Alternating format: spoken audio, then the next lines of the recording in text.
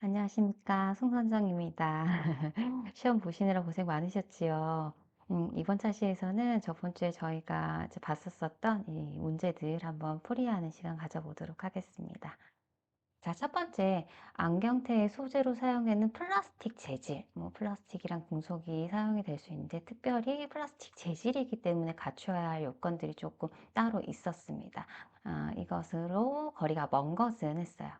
자, 첫 번째, 탁월한 내 부식성이 요구되며 땜질과 도금성이 좋아야 한다. 일단 답은 1번이 되겠네요. 지금 부식에 강해야 된다라든지 땜질, 금속체들이 이제 각 부분들을 만들고 그 부분들을 이제 연결을 해야 되잖아요. 용접을 해서 만들어야 되고, 그러는 이제 사용하는 과정에서 또 이렇게 파손이 되면 땜질을 해야 되고, 그런 부분이 발생을 할 수 있어서 그런 부분에 이제 용이한 금속 소재를 사용을 해야 된다.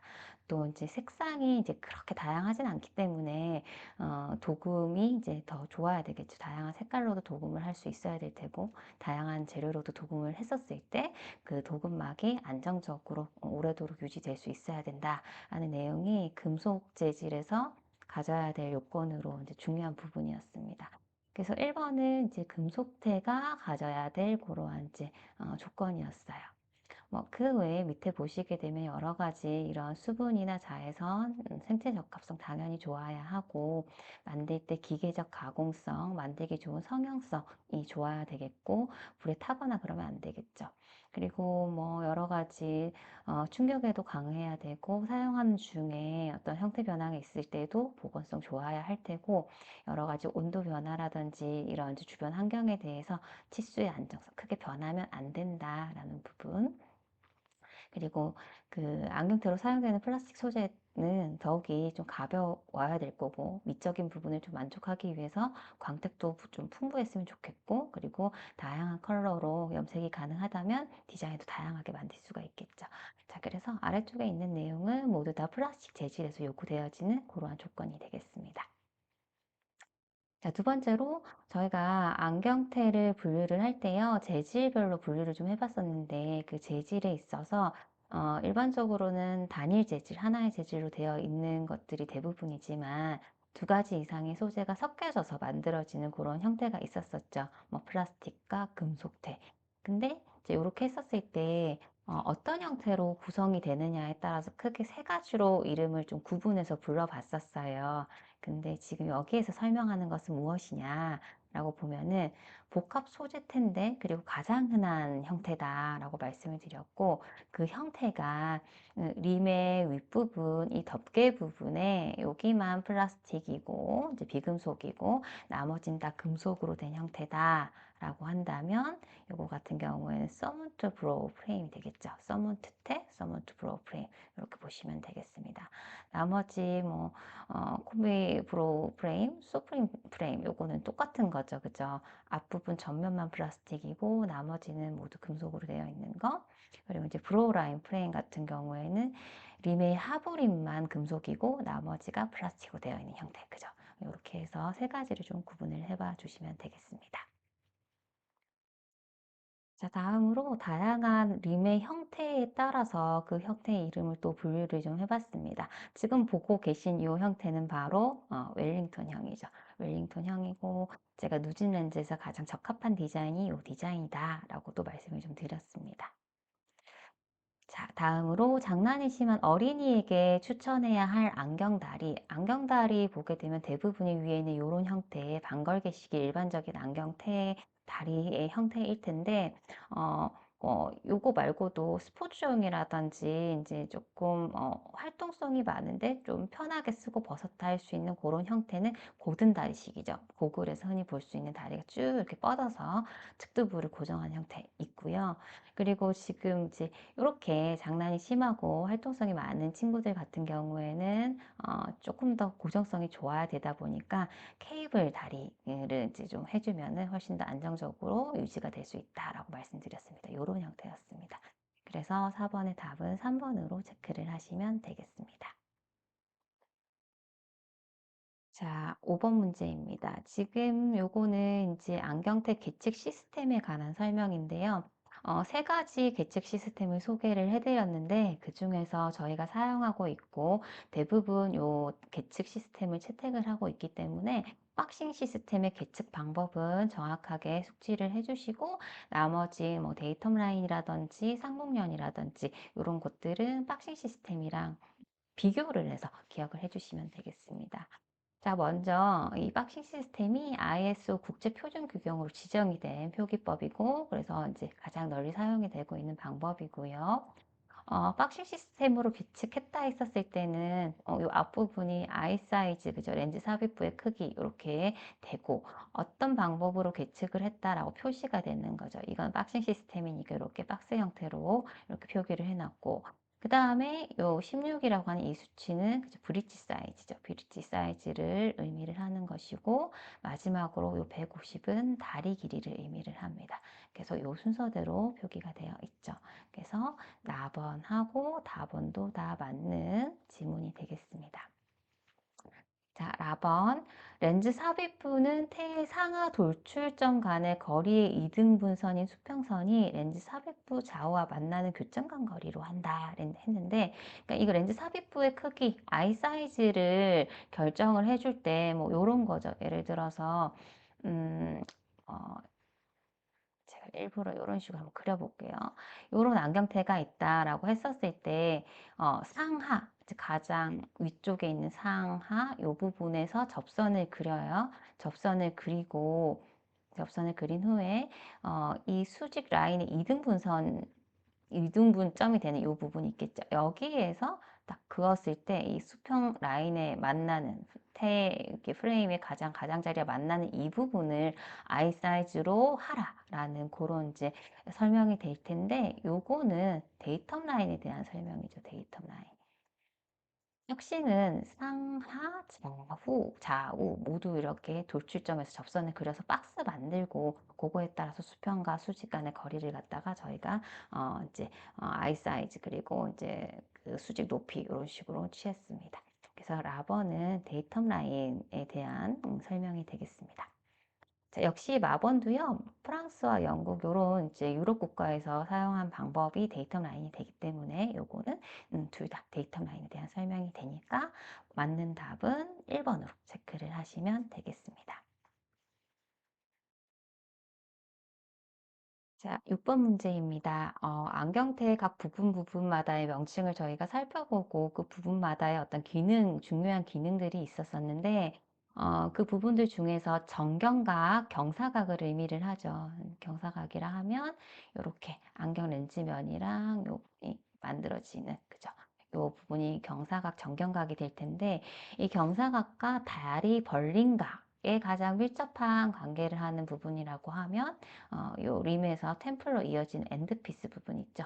이 부분이 바로 이 정경각과 다리 벌린 각을 결정하는 부분이 되겠습니다. 굉장히 중요한 부분이죠. 그죠? 보시면 되겠고요. 자, 그 다음에 저희가 이제 소재들에 대한 특성을 살펴볼 때 우선 금속이랑 비금속으로 나눠봤었고, 이 비금속에 있어서 대부분이 플라스틱이 이제 비금속에 포함이 되는 재료였었고, 이 플라스틱은 기본적으로 열에 대해서 어떻게 반응하는지에 따라서 열 가소성 수지인가, 열 경화성 수지인가를 구분을 하고 그 물성의 특성을, 대략적인 특성을 좀 기억을 하고, 각각의 특성을 살펴보자라고 말씀을 드렸습니다. 자, 그렇게 봤었을 때, 이 열 경화성 수지라는 이 재료는 열을 줬었을 때 어떤 내부 화학적 변화가 일어나기 때문에, 일어나면서 조금 더 단단한 구조를 형성을 하기 때문에, 물성 자체가 굉장히 안정적이고 단단하고 튼튼한 이런 이제 성격을 가지고 있었어요. 다만, 화학적 변화가 일어났기 때문에 다시는 재활용이 안 되죠. 그죠? 그런 특성을 가지고 있는 재료가 열 경화성 수지였습니다. 자, 이렇게 봤었을 때 옳지 않은 것은 보게 되면 가열을 했었을 때 3차원적인 망상 구조, 그물 구조를 가진다. 맞죠? 이런 구조를 가지기 때문에 훨씬 더 튼튼한 그런 이제 물성을 지닐 수가 있습니다. 자, 그리고 일반적으로 열 경화성 수지는 열 가소성 수지에 비해서 내열성, 내용질성이 좋은 강한 성형물을 만들 수 있다. 그쵸? 맞고 뭐 내화학성도 좋고요. 여러 가지 내구성도 좋고요. 어쨌든 튼튼한 어떤 물성을 더 가지고 있다라고 보시면 되겠습니다. 자, 대표적으로 셀룰로이드, 아세테이트, 프로피오네이트 이거는 대표적인 열 가소성 수지죠, 그죠? 안경테에선 대부분 열 가소성 수지가 대부분을 차지를 하고 있고 저희가 이제 이 안경테 소재 살펴보면서 딱 한 가지 열 경화성 수지로서 이제 옵티를 언급을 드렸어요. 그래서 여기서 일단 옳지 않은 것은 3번으로 체크를 하시면 되겠고요. 자, 나머지 밑에 부분도 조금 살펴보시게 되면은 분자량의 크기를 보게 되면 열 경화성 수지들이 대부분 분자량이 좀 작고요. 열 가소성 수지들은 분자량이 좀 큽니다. 그래서 맞고 가열 전의 상태로 돌아가지 못하죠. 그래서 재활용이 불가하다. 이것도 맞는 방법이고 성형할 때 또 이제 주영주조법이 주로 사용이 됩니다. 이게 정확하게 뭐 이건 주영주조법으로 사용해야 돼. 열 가소성은 뭐 사출성형법을 사용해야 돼. 이런 건 아니지만 안경테에서 사용되는 이 열경화성 수지는 이제 주로 주영주조법이 사용이 되고 열가소성 수지는 사출성형법 혹은 압출성형법으로 만들어진다라고 보시면 되겠습니다.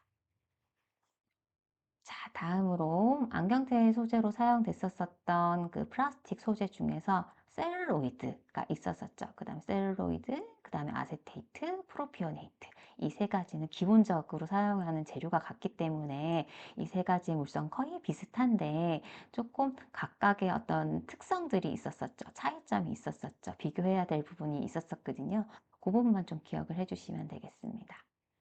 자, 셀룰로이드 CN의 재료용 원료가 아닌 것은 자, 셀룰로이드, 아세테이트, 프로피오네이트는 모두 다 천연 섬유소를 기본으로 하는데 어떤 것과 반응을 시키는지에 따라서 이렇게 다른 형태로 나오는데 지금 보시게 되면은 셀룰로이드 같은 경우에는 뭐 조면, 설면, 펄프와 같은 천연 섬유소에다가 플러스 질산을 반응시켰어요. HNO3 질산을 반응을 시키고 이때 반응이 더 잘 될 수 있게끔 황산을 촉매제로 사용을 했었었고요. 조금 더 안경테로서의 어떤 가소성이라든지 탄력성 이런 부분들을 좀 부여하기 위해서 가소제로서 장내를 사용을 했었어요. 그래서 이 네 가지는 셀룰로이드의 재료이고 이 빙초산 아세트산은 사실 아세테이트 제조할 때 사용됐었던 반응 물질이었습니다. 그래서 8번에는 4번으로 체크를 하시면 되겠습니다. 자, 9번 문제는 아세테이트에 대한 설명인데요. 아세테이트도 셀룰로스 아세테이트를 줄여서 아세테이트라고 한다라고 말씀드렸고, 역시나 셀룰로스를 기본으로 해서 만들게 되죠. 셀룰로스에다가 아세트산, 그 무수빙초산을 반응을 시켜서 만들다 보니까 이렇게 반응시킨 것을 아세트화 시켰다, 초화 반응시켰다라고 했습니다. 그래서 9번의 답은 4번으로 체크를 해주시면 되겠습니다. 자, 다음으로 이 아세테이트의 특징에 대한 설명으로 맞는 것은 했는데 이 아세테이트가 나오게 된 배경이 이전에 만들어졌었던 셀룰로이드의 어떤 뭐 자외선에 항면이 된다라든지 아니면은 비교적 낮은 온도에서 불이 붙는다라든지 가연성, 발환성이 문제가 돼서 그런 부분을 좀 보완을 하기 위해서 만들어진 재료가 아세테이트였어요. 자, 그렇게 보고 밑에 내용을 보시게 되면 자외선에 황변이 된다. 요거는 셀룰로스, 나이트레이트, CN에 대한 내용이고요. 이연성으로 발화 온도가 180도이다. 역시나 셀룰로이드에 대한 설명. 밑에도 셀룰로이드에 대한 설명입니다. 그죠? 자, 그리고 성형성이 좋아서 패드나 템플을 만드는데 용이하다. 비교적 이 세 가지 중에서 뭐 셀룰로이드, 아세테이트, 프로피오네이트 요 세 가지 중에서 비교적 좀 튼튼한 재료로서 조금 디테일한 어, 어떤 그 형태를 만들기 위해 사용되는 재료는 프로피오네이트였죠. 그래서 CP로 하시면 되시겠고, 셀룰로이드가 아세테이트가 그 뭐 자외선에 항변이 되지도 않고 불이 붙지도 않고 이런 부분은 너무 좋았지만 단점이라고 하면 백탁이 된다는 문제점이 좀 있었습니다. 뭐 물에 크게 오랫동안 담궈 놓을 일은 없긴 하겠지만 따뜻한 물에 담궈 놓는다라고 하면은 내부의 투명도가 잃어지는 백탁 현상이 나타날 수가 있어요. 그래서 답은 10번의 답은 5번으로 하시면 되겠습니다. 자, 다음으로 지금 보여지고 있는 다양한 플라스틱 소재 중에서 가장 비중이 낮은 재질은 무엇일까 했는데 저희가 여러 가지 안경테 소재들을 살펴보면서 그 소재들 중에서 비금속 소재 중에서 가장 가벼운 플라스틱 소재라고 했었을 때는 폴리아미드가 있었었죠. 그죠? 폴리아미드의 비중이 1.1 정도 됐었고, 이걸 가지고 조금 더 이제 안경테로스의 물성을 갖춰야 될 조건들을 만족시키기 위해서 조금 섞어서 여러 가지 만들 수도 있었죠. 뭐 TR 아니면 TR90 이런 것들 만들 수 있었지만, 그것들은 가볍기는 해요. 그렇지만 폴리아미드보다는 조금 무게감이 있습니다. 그래서 가장 플라스틱 중에서 가장 비중이 낮은 재질 하면 폴리아미드 딱 떠올려 주시면 되겠습니다. 자, 12번 문제입니다. 비중은 1.16, 1.17 굉장히 가볍습니다. 그죠? 자, 그렇고 주입 성형법, 주형 주조법으로 만든다. 그러면 열경화성 수지겠구나 라고 생각하시면 되세요. 자, 그러면 이제 일단 답은 벌써 나왔어요. 안경테에서 언급되는 열경화성 수지는 어, 에폭시 수지에서도 옵틸밖에 없거든요. 그래서 이거를 체크를 해주시면 되겠고, 뒤에 있는 내용 보시게 되면은 이제 다양한 모양이나 다양한 색상으로 제작을 할 수도 있고요. 굉장히 높은 온도에서도 최적 변화가 없는 굉장히 안정적인 소재다. 지금 다 이 에폭시 수지에 대한 설명이니까요. 이거를 이제 다시 한번 기억을 해주시면 되겠습니다. 자, 다음은 옵틸텍에 대한 특징으로 잘 짝지어진 것은 했는데, 뭐 안경테에서 열 가소성 수지는 굉장히 다양한데, 열 경화성 수지로는 옵틸테만 이제 언급이 되다 보니까 옵틸테의 특징에 대해서는 조금 세부적으로 잘 기억을 해주셔야 되세요. 일단 기본적으로 이제 옵틸이란 소재는 열 경화성 수지이기 때문에 열 경화성 수지가 갖는 그 특성을 먼저 떠올려 보시면 대략적으로 크게 뭐 외우지 않으셔도 답을 이제 체크를 하실 수가 있으실 거예요. 자, 먼저 에폭시 수지는 열 경화성 수지 일종이다 맞고요. 치수 안정성 굉장히 안정적인 소재라고 말씀드렸죠. 그래서 가공할 때 렌즈 크기를 약간 크게 가공을 해달라라고 말씀을 드렸습니다. 자, 그리고 피팅을 할 때 보통 열을 가하고 나서 형태 변화를 시키고 일반적인 열 가소성 급냉시키는데 열 경화성은 그렇게 하면 안 되고요. 그냥 상온에 두면서 서서히 식혀야지 어떤 균열이나 이런 게 일어나지 않아요. 그래서 피팅을 위해서 가열한 후에는 그냥 서서히 식혀서 이제 두면 된다라는 부분 차이점이기 때문에 이것도 좀 기억을 해주시고, 그리고 옵틸테 다양한 색상, 뭐 다양한 컬러로 다 사용이 가능하다라는 것도 장점이었습니다. 자, 그리고 강도가 강하기 때문에 굳이 템플블의 철심이나 이런 것은 사용하지 않아도 충분히 튼튼하다. 그래서 지금 여기는 기읍부터 미음까지 전부 다 옵틸테를 옳게 설명한 지문이 되겠습니다. 자, 14번 문제입니다. 휘스커라고 했어요. 휘스커가 고양이 수염을 뜻하는 건데, 이렇게 이제 분말 가루를 봤었을 때, 현미경에 두고 봤었을 때 고양이의 어떤 수염 형상과 유사하다라고 해서 이름이 붙여진 거잖아요. 굉장히 튼튼한 소재, 그죠? 이거 탄화규소였어요. SiC. 그 탄화 교소를 먼저 언급하기 전에 이 탄소 섬유에 대해서 말씀드렸는데, 이 탄소 섬유 같은 경우에 강도는 엄청 세지만 색상이 굉장히 단조롭고 그런 부분이 이제 좀 문제가 됐어서 훨씬 더 색상의 이제 다양함이라든지 형태의 다양함을 구현할 수 있는 게 이 소재예요. 그래서 이제 탄화 교소 두 가지를 또 구분을 좀 하셔가지고 살펴보시면 되겠습니다. 자, 15번 문제입니다. 메몰라이트 나왔어요. 메몰라이트. 자, 메몰라이트 나오면 바로 형상기억 플라스틱 체크하실 수 있으시겠죠. 그쵸? 메몰라이트의 특성은 당연히 뭐 탄력성, 그리고 워낙 탄력성, 보건성이 좋다 보니까 형태 변형이 일어난 후에도 본래의 모습으로 잘 돌아갈 수 있다. 그래서 얘가 진짜 형상기억의 성질을 가진 게 아니라 워낙 보건성이 좋다 보니까 이제 이 재료의 어떤 원래 이 재료 자체가 비행기 소재로서 이제 만들어진 재료잖아요.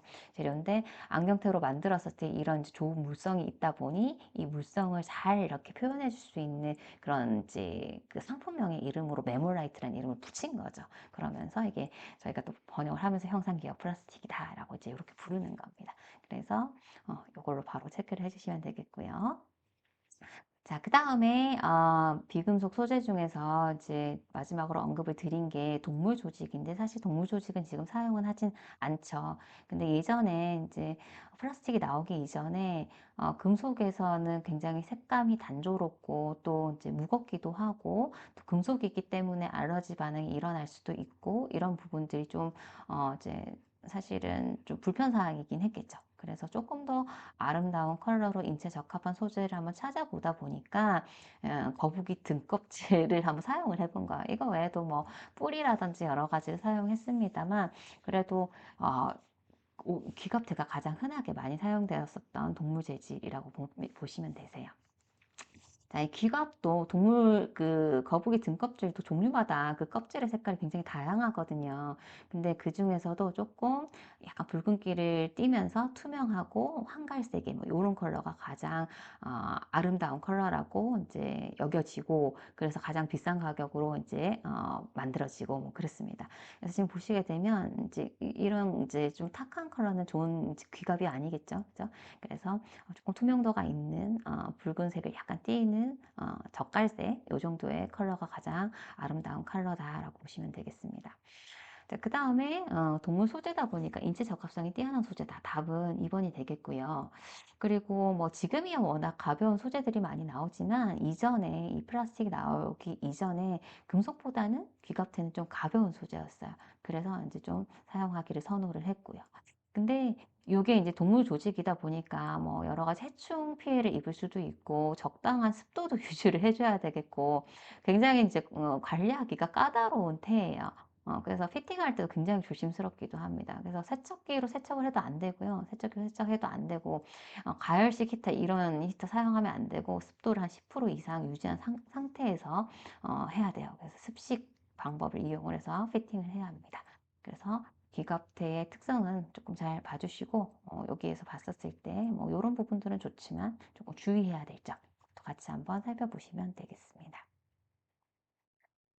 다음으로 저희가 금속 소재를 살펴봤는데, 사실 금속도 귀금속인지 아니면은 금속성이 낮은 약간 적급의 비금속인지를 살펴봤었고, 이 비금속에 해당되는 다양한 재료들은 대부분 소지금속 베이스 메탈이라고 해서 뼈대가 되는 금속으로 이제 사용이 되고 있어요. 그리고 그 위에다가 도금을 입혀서 사용하는 형태가 가장 일반적인 형태거든요.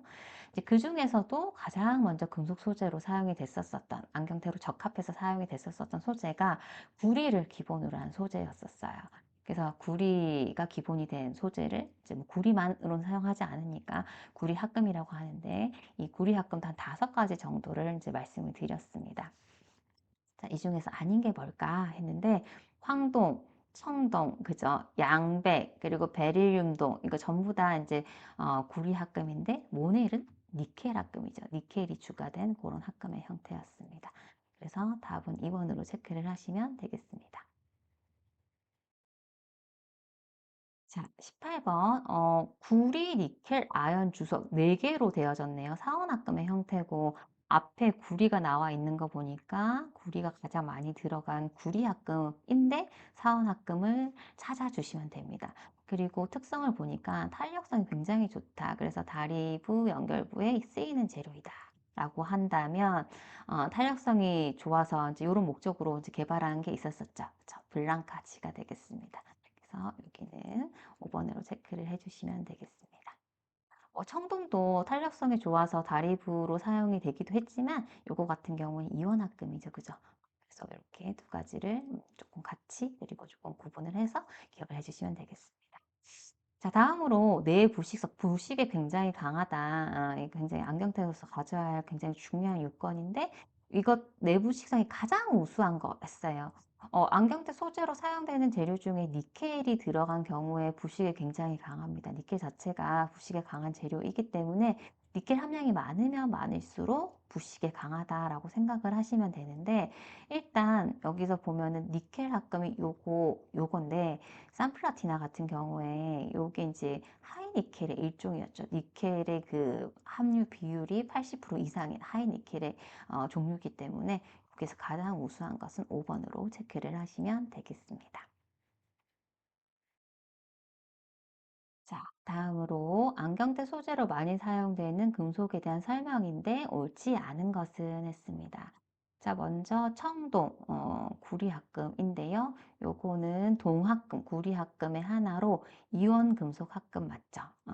지금 요거 같은 경우는 구리랑 주석으로 되어져 만들어지는 그런 형태이고, 요거 같은 경우에 변색이 되는 것이 결점이다라고 했는데, 이 변색이 문제가 된 것은 황동이죠, 황동. 그죠? 황동보다는 청동은 조금 이런 부분은 크게 문제가 되지는 않았습니다. 그래서 답은 먼저 1번으로 체크를 해주시면 되겠고, 자, 양백, 니켈 실버. 이거 같은 경우에는 구리 합금 중에서 3원 합금의 형태로 되어 있었고요. 구리, 그 다음에 니켈이 들어갔죠. 그래서 니켈 실버, 약간 백색을 띠는 그런 형태였고, 아연, 이 세 가지가 줄을 이루는 그런 합금의 형태였습니다. 맞습니다. 자, 그 다음에 블랑카 지 같은 경우에는 이제 만든 목적이 그 로덴스톡사에서 탄력성이 좋은 다립으로 사용을 하려고 그래서 만들었던 거거든요. 그래서 같이 요거는 잘 그냥 세트로 기억을 해주셔야 됩니다. 자, 그 다음에 모넬 니켈 합금이죠. 그죠? 니켈이 많이 들어갔다, 부식성에 좋다. 그래서 소지금속으로 현재 많이 사용되고 있는 그런 재료가 되겠습니다. 맞고요. 그 니켈 합금 중에서도 니켈 함량이 높은 것을 하이니켈로 따로 구분을 했었었고, 그 중에서 한 가지 이제 뭐 치과 보철 재료로도 사용되는 산플라티나에 대해서도 말씀을 드렸죠. 그쵸?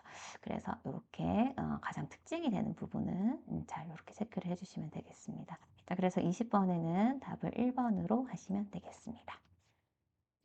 자, 모넬에 대한 설명으로 옳은 것은 했는데 모넬 하면은 니켈 합금 하시면 되는데 구리부터 나오면 안 되겠죠. 구리부터 나왔다는 것은 구리 합금이니까요.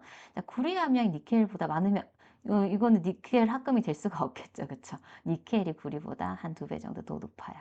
높고 비중을 보시게 되면은 구리 합금이 한 8에서 9g 정도 되고 니켈 합금도 한 8g 정도 비중이 그 정도 됩니다. 약간 가벼운 정도예요. 근데 한 4.56 정도 되는 건 한 절반 정도밖에 안 되는 거 굉장히 가벼운 거거든요. 요 정도의 비중을 갖는 거는 이제 대표적으로 티탄이에요. 그래서 금속 소재 중에서 티탄이 굉장히 가볍다라고 얘기하는 거거든요. 그래서 요거 아니고요. 그리고 공기 해수 등의 내식성 및 가공성이 우수하다. 그쵸? 이렇기 때문에 소지금속 베이스 메탈로 많이 사용이 되는 겁니다. 그래서 답은 4번으로 하시면 되시겠고 탄력성 부분은 사실 뭐 이 모넬에서 특수한 어떤 그런 특징 부분은 아니거든요. 그래서 답을 4번으로 하시면 되겠습니다. 자, 다음으로 티탄이 나왔는데요. 금속태 중에서 가장 이제 좋다라고 하는 금속 소재가 사실 티탄을 주로 한 그런 소재입니다. 가볍기도 하고, 인체 적합성, 생체 친화성도 좋고, 탄력성도 좋고, 뭐 여러 가지 이제 이점이 많다 보니까 티탄으로 된 금속 소재를 이제 가장 좋은 것으로 저희가 이제 보고 있죠. 금속 소재 중에는요. 근데 이 티탄으로 만들어도 어떻게 이제 합금의 형태를 어떤 형태의 합금으로 만드냐에 따라서 그 성질이 조금씩 달랐었습니다. 자, 우선 티탄의 기본적인 어떤 성질을 살펴보시게 되면은 옳은 것은 했어요. 티탄이 굉장히 장점도 많았지만 가공성은 별로 좋지 않았어요. 뭐 공기 중에 놔뒀을 때 부동태성 피막이 형성이 되고 이것 때문에 땜질도 좀 불가하고 굉장히 좀 까다로운 그런 재료이기 때문에 가공성이 좋지는 않아요. 안 좋고 그리고 금속 중에서 이 티탄이 가볍기는 했지만 가장 가볍지는 않죠. 실제 마그네슘이 들어간 마그네슘 합금 정도가 사실 가장 가벼운 금속 소재로 생각을 하시면 됩니다. 그래서 가장 가볍다. 이건 잘못된 말이고요. 인체 적응력이 좋다. 인체 친화적인 소재다. 이거 맞죠? 맞는 말이고. 그리고 열 전도율이나 열 팽창 개수가 크다. 이제 잘 변한다는 거거든요. 아닙니다. 굉장히 안정적인 소재예요. 그래서 아니고요. 그리고 부식성이 높아서 부식성 좋은 게 굉장히 큰 장점인데 아닙니다. 그죠? 그래서 답을 3번으로 하시면 되겠습니다. 자, 다음으로 형상기억합금. 형상기억합금의 형태는 굉장히 다양하지만 저희가 살펴봤었던 형상기억의 합금은 이제 티탄 그리고 니켈을 이렇게 섞어서 만든 니트롤이라고 하는 이 형상기억합금에 대해서 살펴봤습니다. 요거를 만들 때 이제 니켈이랑 티타늄의 구성비는 55대 45. 요 정도로 이제 만들어지고요. 그리고 이름에서도 아실 수 있다시피 형상기억 일정한 온도가 되면은 원래의 모습으로 이제 돌아가는 그런 성질을 가지고 있는 형상기억 합금입니다. 그래서 것도 맞고요. 자, 그리고 탄력성이 좋아서 피팅감이 좋고 얼굴에서 잘 흘러내리지 않는 장점이 있다. 특히 이제 베타 티탄 같은 경우에 또 좋고 니트롤도 마찬가지입니다. 그래서 이제 이런 특성이 있어서 안경테이 소재로 굉장히 이제 선호되어지는 소재고요. 가볍죠. 가볍고 이제 부식성도 좋으니까 잘 녹슬지 않습니다. 자, 다만 이제 다 좋은데 조금 색상 내기도 까다롭고요. 그리고 만들기도 까다롭고 그런 부분들이 단점이었어요. 그래서 23번의 답은 5번으로 체크를 하시면 되겠습니다. 자, 마지막으로 이제 티타늄 자체가 티탄 소재의 어떤 물성, 이게 티탄 안경테가 뭐 많이 각광을 받고 있기도 하고 많이 사용되어지는 소재이다 보니까 조금 이 티타늄의 특성에 대해서 잘 알고 계셔야 될 것 같아서 이렇게 주관식으로 냈는데 뭐 여러 가지 있죠. 뭐 인체 적합성이 좋다, 가볍다, 강하다, 뭐 여러 가지 좋은 내용들이 있습니다. 다만 뭐 조금 가공성이 좀 불가하다, 부동체성 피막을 만든다, 뭐 이런 내용들 있잖아요. 그런 내용들 한번 정리를 해주시면 되겠습니다. 시험 보시느라 너무너무 고생 많으셨습니다.